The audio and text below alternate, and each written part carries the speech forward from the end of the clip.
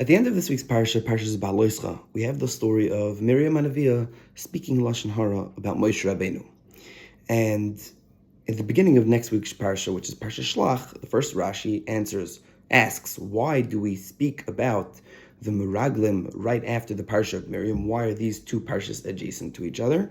And Rashi explains that just as Miriam Hanaviyah spoke Lashon Hara about Moshe Rabbeinu, and she was afflicted with tzaras, and the Meraglim, the Rishaim, saw this. The Rashi calls them Rishaim, and they didn't take Musar, local Musar. That's why we put them next to each other, to show that they should have taken Musar from Miriam, who spoke Lashon Hara about Moshe, and they spoke Lashon Hara about Eretz Yisrael, and they should have realized not to speak Lashon Hara. I heard over from someone who actually just sent me this Vart. He listens to this weekly Dvar Torah video, and he sent me a Vart that he heard over from his father, Reb Daniel from El, who was at a Chumash shir by Rav Avram Pam Zatzal back many years ago in Yeshiva Tarvadas, and he said over this Vart, and he asked a very simple kasha: why do we learn out the Isser that we have to remember? We have to remember Miriam Zechar Yom Asher Tzeitzcha Mitzrayim Asher Asa Hashem Lakecha LaMiriam B'Yom Tzeitzcha Mitzrayim. We learn out the remembrance of remembering Lashon Hara from Miriam Hanaviyah. Why from Miriam? You couldn't find another place in the Torah to remember the Isser of Lashon Hara? Answers Rav Pam beautiful. He says, Miriam Hanaviyah was Moshe's sister. She loved her brother Moshe. She was the only one who put her defenses aside for Moshe. She was the one who had the nevuah that got her parents back together, in order for Moshe Rabbeinu to be born in the first place.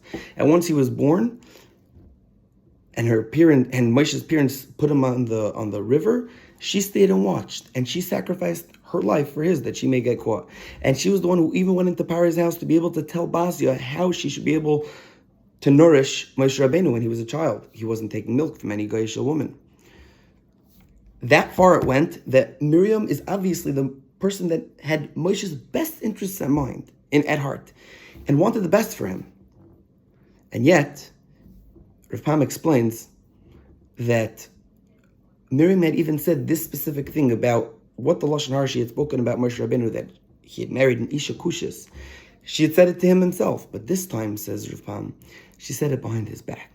The fact that she went behind his back about the Gadol Hadar, about her brother, even though she meant well, even though she cared about him, and she meant it L'Shem Shemayim, still, says Rav Pam, that does not give anyone an excuse to speak Lashon Hara behind someone's back, even if they love them and they mean well.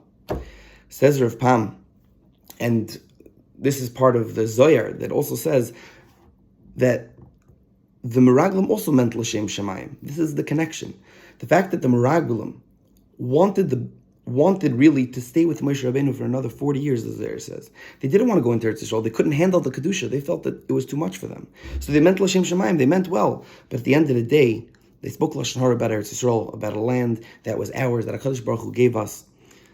And we should see from here that Lashon Hara, whether it's about a person, place, or thing, no matter how much you value it and how much you love it, even if it's L'Shem Shemayim, when it's spoken about behind the person's back, it doesn't help.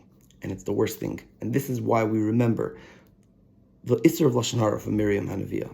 Have a beautiful Shabbos.